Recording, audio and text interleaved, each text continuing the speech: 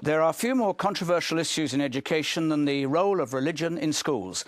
Despite falling church attendance and growing concerns about a society divided along religious lines, the number of faith schools and academies of a religious character are expanding.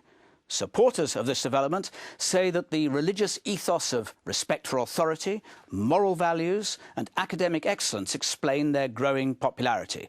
Not surprising, therefore, that minority faiths are taking the opportunity to open their own religious schools. Their opponents argue that more selection by religious affiliation will further divide our fractured multicultural society, and that the presence of religion, both in faith schools and elsewhere in the system, threatens the liberal values of a modern nation. So what is the place, if any, for religion in a 21st century state education system? That's tonight's big debate.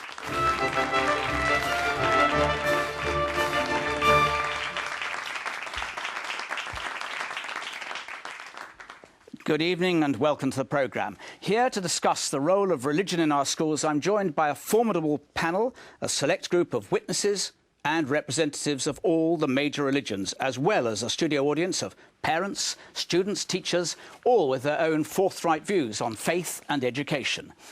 We start with faith schools, the collective name for some 7,000 schools of a religious character within the state system. The overwhelming majority are Christian, mostly Church of England or Roman Catholic. But in recent years, other faiths have followed suit. There are now 37 Jewish and 7 Muslim schools, plus a handful from the other main faiths.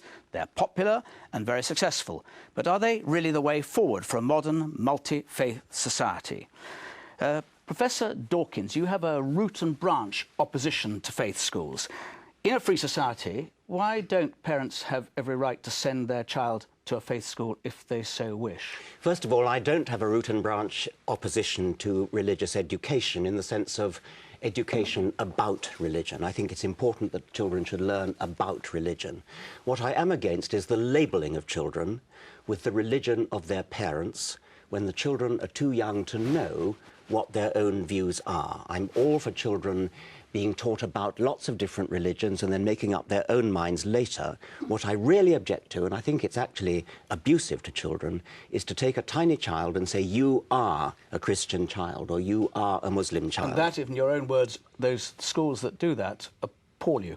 Well, I think that a faith school... I've got you here saying that exclusively religious schools are, quotes, wicked. Well, I think it is wicked if children are told you are a member of such and such a faith simply because your parents are. Because, after all, every child should be able to work out for themselves that it's an accident of birth that they just happen to be born into, say, a Catholic family or a Muslim family. And for that reason, you oppose faith schools because, in your view, by definition, that's what they're seeking to achieve. As far as I can tell, by definition, a faith school is propagating one particular faith, and it makes the assumption that the children in that school belong to a particular faith, which is presumably the faith of their parents. Bishop Peter Price of Bath and Wells, what's your response to that faith schools are actually, and you like faith schools, are in this sense and the ways as defined by Professor Dawkins wicked? Well, I'd like just to remind us all that the foundation of state education in this country began with Church of England schools. It was the Church of England that in 1811 began the general popular education process, which did not come into the state system until 1905. So there was a huge commitment by the Church of England to reach some of the poorest communities in every part of the nation. So that's where perhaps the state education we are talking about today began for the general public. I'm very encouraged by what Professor Dawkins says about the general debate on religious education. Yeah, but we're going to come on to the general debate in many different ways. Yeah. Faith schools themselves, are they not as, or why are they not as Richard Dawkins describes them to be? Well, because they are a place where the debate can take place in a discussion about religion. In Church of England schools, for example, all points of view are regarded as being valid and need to be there in the debate in religious education in particular. And there is an obligation to teach about other faiths and to have good But they are driven by your faith, by your belief that that faith is the faith that is the preferred faith, if not the exclusively correct faith? Well, I would just remind us a little bit about our own culture and our own history. I mean, the history of our country is fundamentally a Christian one.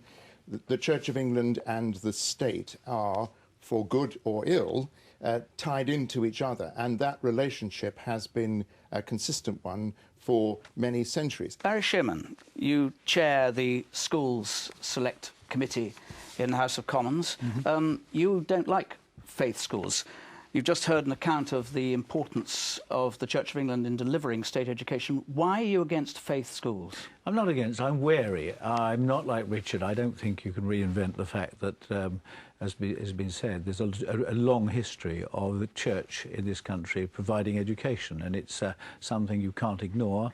We are where we are. For years, I think, and I had my children attended Church of England schools, you would hardly know they were particularly religious or faith schools, I have to say, and I think that is the ambience over the years that has developed in the Anglican faith, and I think Catholics follow pretty close. I think we all become a little more worried the more people take their faith seriously. That faith has some central tenets that actually go against some of the most accepted norms that we have in our society. So, sorry, are you saying, if I understand that correctly, you don't mind faith schools so long as they're not really driven by faith? Absolutely. Once they're driven by faith, you object to them very strongly? Yes, I actually think that is the situation of most ordinary citizens of our country. They're quite relaxed, they quite like the ambience of our culture being basically a Christian society. So the bishop, because he's kind of liberal and soft and doesn't really say, I believe in God, one God, and only this God, but he says, yes, other things are important. He's kind of okay. Yes. But someone who says, I believe in Allah is not okay because they hold it more strongly. It worries me when I take evidence in my committee or my citizenship inquiry where I found, for example, some of the evidence from the Catholic Church who find it very difficult when they're talking about citizenship to talk about gay people in what I would have thought a balanced way, It worries me when I took evidence from some people from the Muslim faith where I thought that they were talking about women and the rights of women in a way that I find rather unacceptable in modern Britain. So there are certain issues where it does worry me when the faith, as I said, is taken more seriously and more fundamentally. Let me give you an example. Let me give you one example. No, can I ask you, so we're going to come on to these specific things in a short while. Right. So if I can ask you to hold there, and I'll bring in Oona Stannard from the... You're a sceptic, very clearly, from Catholic Education Services. Do you have one rule for the Church of England or the Catholic Church and another rule for Muslims? Well, I can only speak for the Catholic Church, and certainly... But for faith schools, obviously you speak for the Catholic, but do you believe that all faiths should have the right to faith schools in the same way as you have always had, or for a long time, Catholic Church had the right to faith schools? I think there are enormous advantages to having maintained faith schools. If you have maintained faith schools, there is a great degree of transparency and accountability, and the inspection process, for example, by Ofsted, the public reporting, the regulations and so on that are in place, means that it's possible for everyone to get a very good handle on what's going on in those schools.